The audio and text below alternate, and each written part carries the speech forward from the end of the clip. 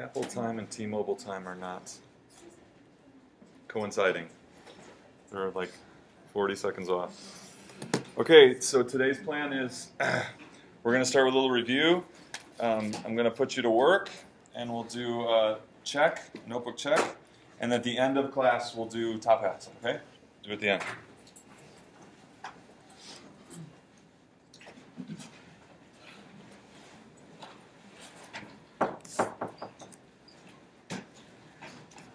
So we're working on logarithms, or normally called logs, okay, logs. What is a log? An exponent. So the only thing we need to know beyond that is the notation around the log tells us which exponent it is, okay? So we have this right here. So the b and the a is just specifying specifically which exponent we're talking about, okay? And so the nice thing about this is if we think of logs as exponents, we can just read this from left to right. So x is equals, right? Logs are exponents. So x is the exponent. Which exponent is it? The exponent of b that gives a, okay? So you can just read, so thinking of a log as an exponent, you can just read this statement left to right. X is the exponent of b that gives a.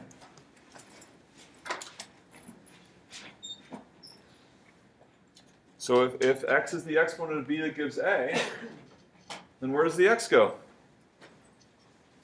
If it's the exponent. It's so easy, right? So if you get this, then this is so easy. You don't have to memorize anything. You just do it based on your understanding of that. X goes, x is the exponent, right? X is the exponent. Okay, the exponent of b. That would result in a.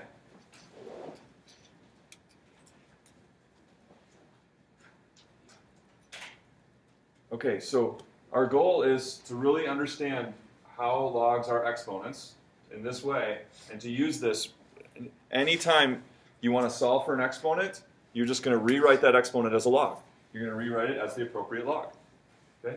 And then our calculator can do the rest. Okay, so there's this technique of taking the log of both sides, or taking the ln of both sides, that some of you have learned. You don't need it. And in fact, it takes you longer. It's more steps than applying this. Okay? So we're not going to do it, because we want to do everything based on the meaning of log, and then we want a faster way, right? We want the most efficient way. So taking the log of both sides, whereas it may feel very comfortable, you're really doing more work, okay, than applying this. Okay, so let's just a little bit of practice here. So what is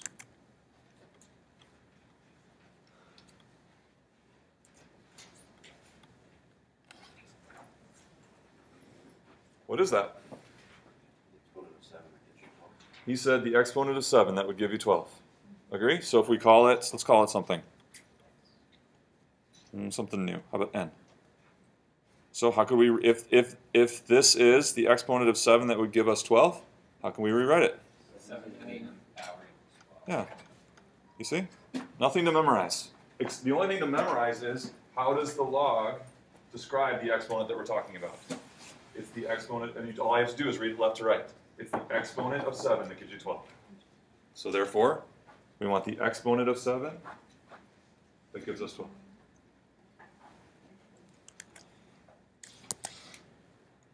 Okay? And then we talked about, so what about this?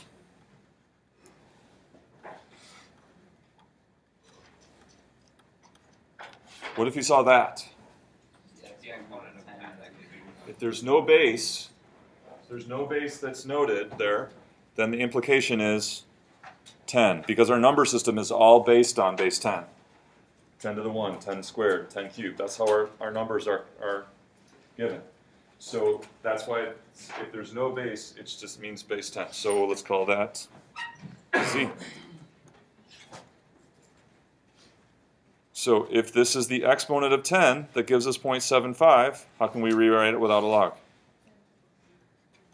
Yeah, this is the exponent of 10 that would, yeah, that's it.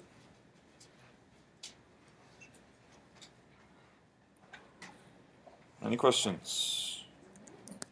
Okay, then we have another one.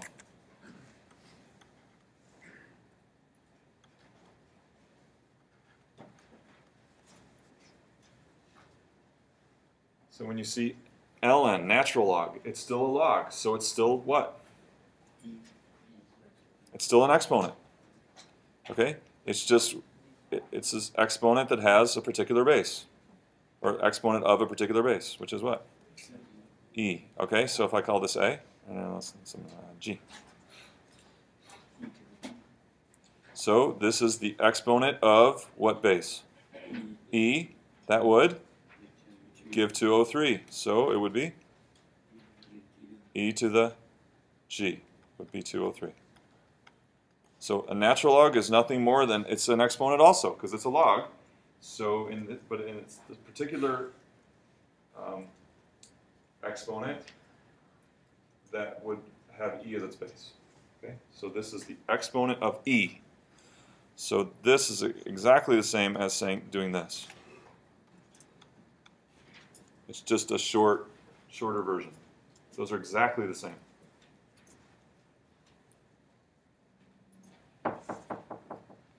Okay. And then one more thing we need to solve. So going back to, so say the log.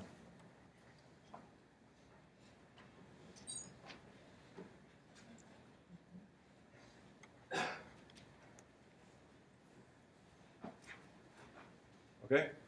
Someone in the back. What is that?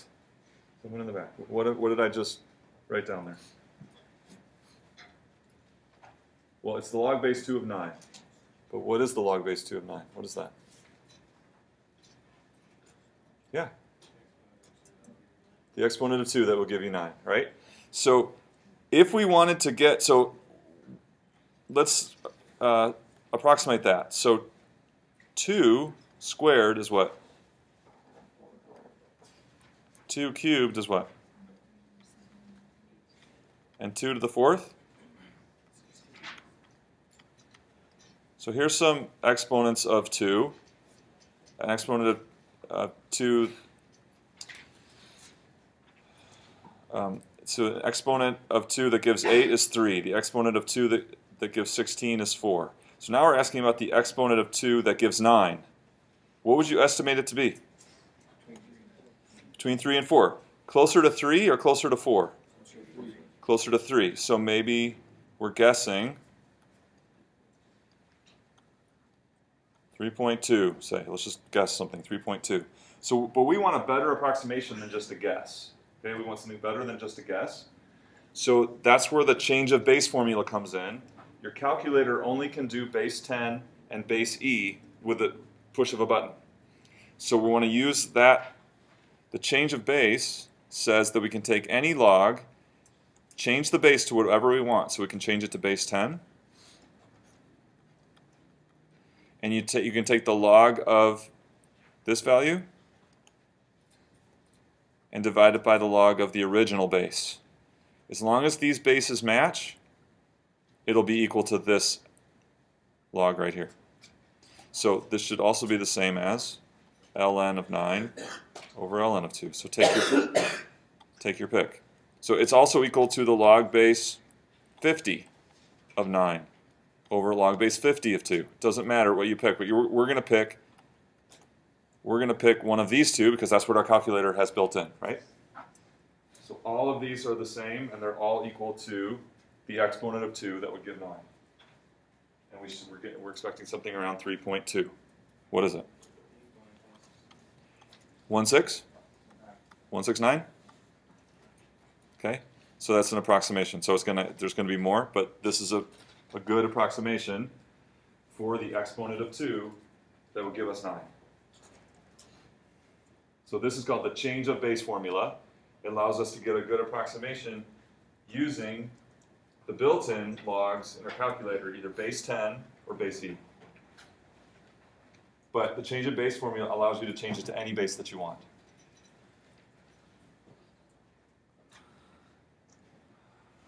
That's kind of all review. Any questions? Okay, let's take a look at on page 161. Let's do number 1 together.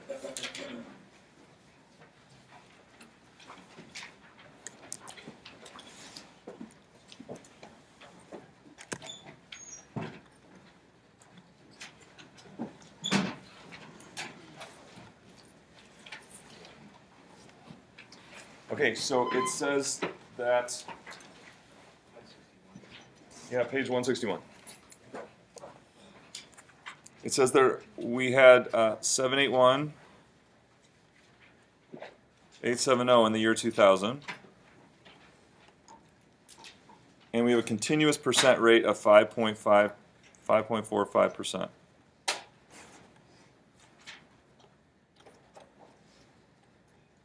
So the continuous rate of 5.45% means that this population will grow 5.45% every year. Agree? The continuous rate means that the population will grow 5.45% every year. No, right? A continuous rate, remember, has to be combined with what? Moment by moment compounding. That's why it's called a continuous rate. We take that rate, we combine it with moment by moment compounding, and that gives us the true percent increase, which will be lower or higher than that? A little bit higher because of the compounding effect. So a continuous rate doesn't give us the exact percent increase, but it reflects a number that, when combined with the moment by moment compounding, results in the true percent increase. Okay, so the first thing they want is a function. So for our exponential functions, we have two choices. So our population, say f of t. We got two choices. The old choice, right, a b to the t, or our newer choice, a e to the kt. So with the information that's given to us, which one would make more sense to start with? Second. Yeah, because k is our continuous rate. Remember, k is our continuous rate as a decimal. And we've got the initial value, so we can go ahead and write that. So f of t is 781, 870,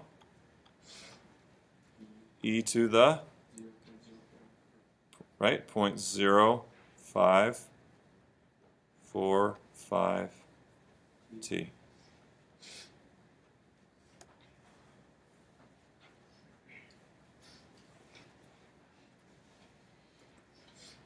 Now it wants the annual percent yield of the population. So now they're talking about they want the true percent increase of the population.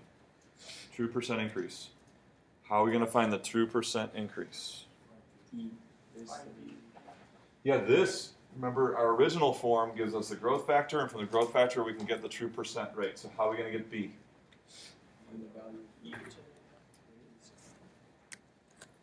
So remember, our A's match up, right? And our T's match up, so what's left? B equals e to the k, or e to the r, right? That was what we said, e to the r.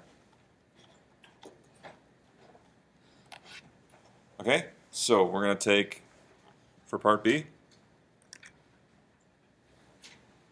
we're going to take e to the, right, 0.0545. And that will be our value of B. Plug it in. Tell me what it is. 1.056.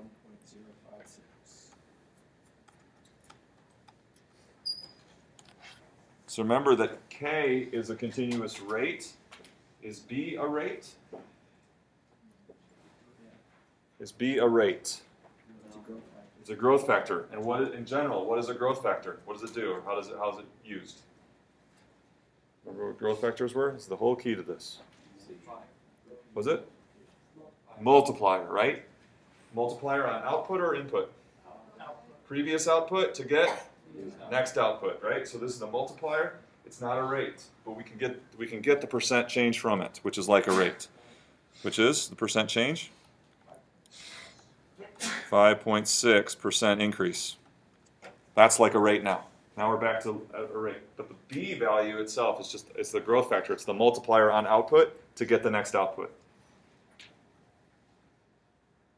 So that's what we thought, right? We said the actual percent increase should be a little bit greater, than the 5.45% continuous rate, because continuous rate means we need to combine it with that moment-by-moment compounding.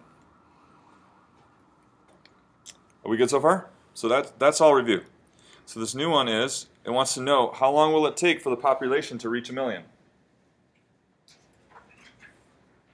So I'm going to go back to my function here, and I'm going to put 1 million in for t. No? Yeah, the output, so 1 million people would be the output of this function, right? And so we're asking what input would result in an output of f of t. So I'm going to use the, is it okay if I use the other form of the function? I can use either one. So I can use the a, but now that we have b, I'm going to rewrite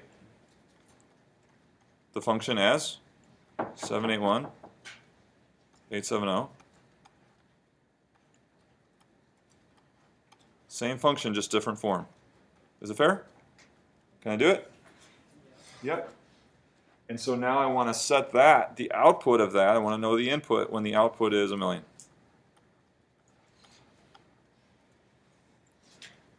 So what's our goal? So before, we maybe might have graphed this and figured out the x value that resulted in a y of 1 million for that graph. Okay. Now I want to do it algebraically because we have the tool to do it. So first step in isolating t would be divide both sides by the 781,870. Okay, so I'll get 1,056. And what does that ratio, what is it? 1 million divided by this. Anybody got it? 7898. Awesome. Okay.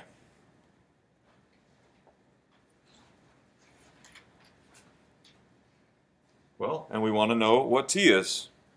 What is t? It's an exponent. So, yeah, he said it's the exponent of 1.056 that gives that number. So how can we write it? Log the exponent of, that gives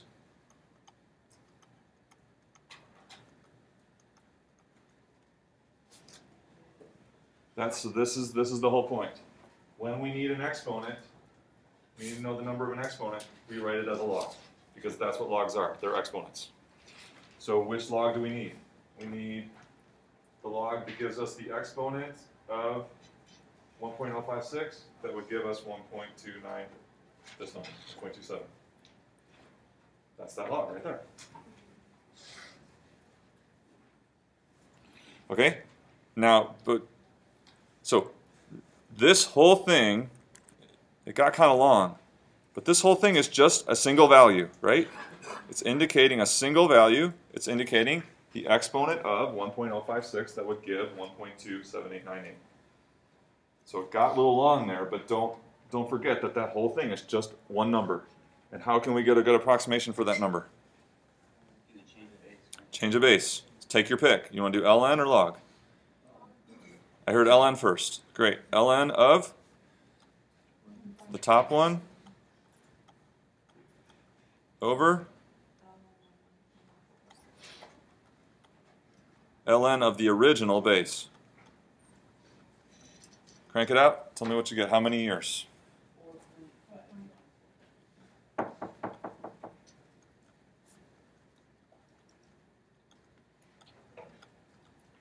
And what does that number mean in the context of the problem? 4.515 years for what? 4.5 years to reach 1 million. Yeah, about 4.5 years for this population to reach 1 million people.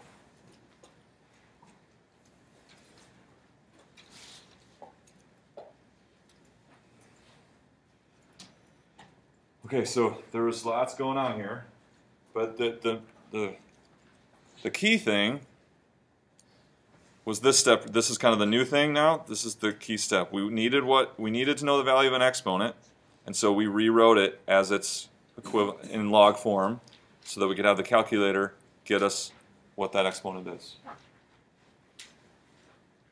So we needed an exponent. So we know logs are exponents. So we rewrote it as the log that it is in that situation.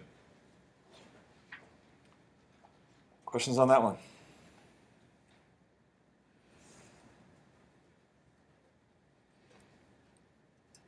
We good? Okay. So how about so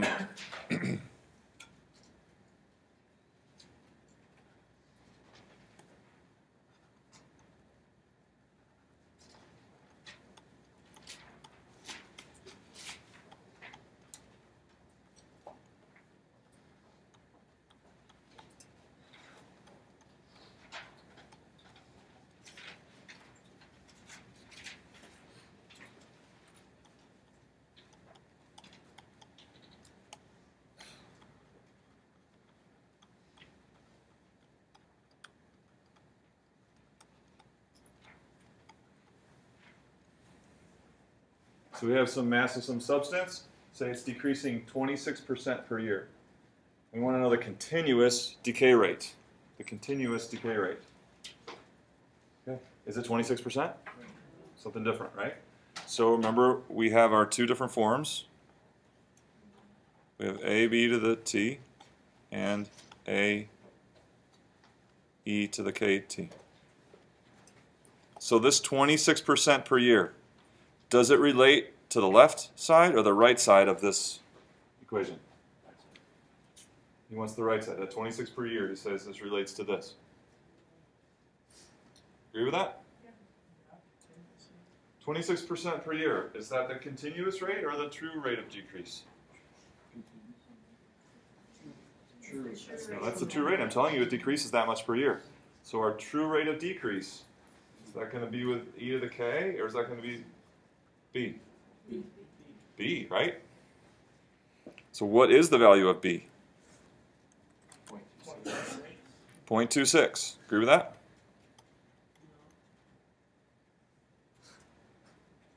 Uh-oh. Don't forget what we learned. Is it 0.26? What should it be? The decay factor is how much we keep. So if it's decreasing by 26% per year, we're keeping 74%. And so the decay factor will be so we can take 1 minus 0.26. Gives us how much we keep. That's our decay factor, how much we keep. And how are we going to get the continuous decay rate from that?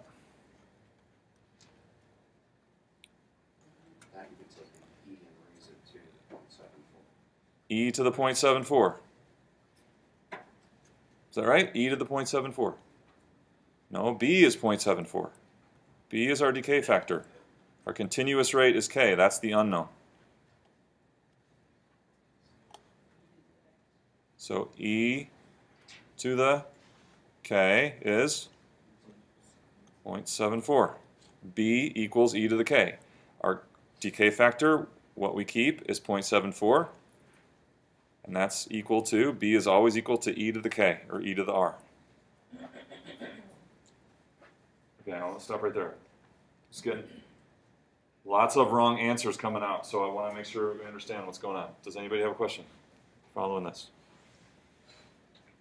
This is a true percent decrease. And remember with decay factors are how much we keep. So we're truly keeping 74% every unit, or every year. So we're multiplying by 0.74, and B, 0.74, equals E to the K. Yeah? I thought with decay factors it's supposed to be like a negative and like R is supposed to be negative. We haven't found R yet. R is K. That's what we're trying to find. B is the decay factor from what we did 2 or 3 weeks ago.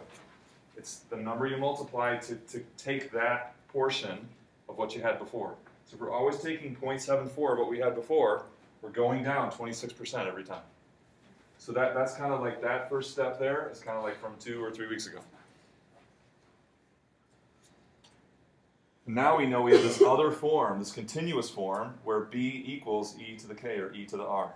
All right, so that's what we're asking about now. What is the continuous decay rate? So how am I going to find this value of K?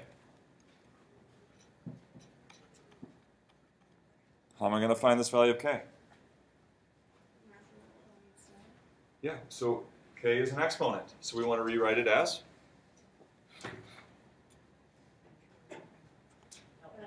As a log, right. It's the exponent of e that gives 0.74. And so many of you are saying, what is the log base e? Natural log of 0.74. So find that.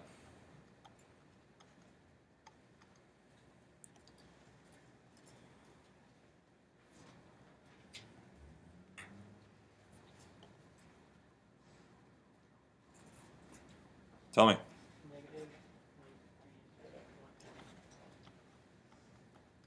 Okay, so what is the continuous decay rate? If our k is negative 0.3011.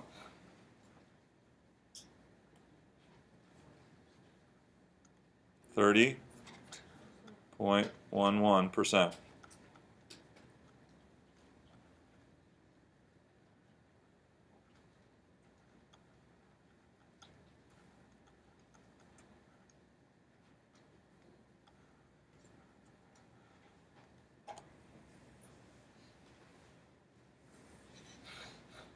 Which is in the ballpark of 26, but that, right, that percent decrease that we get for the negative 0.3011 has to be combined with a moment-by-moment compounding to result in a true decrease of 26% per year.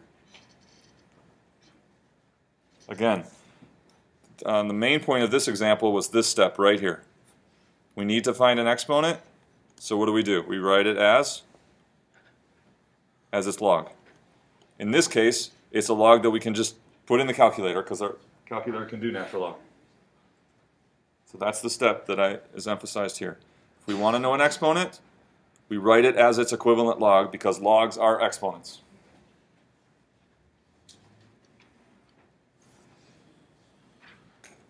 Okay, any questions?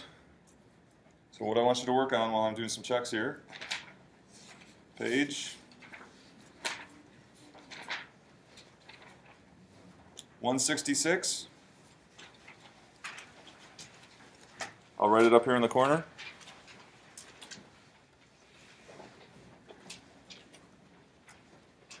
(5a) and all of 6.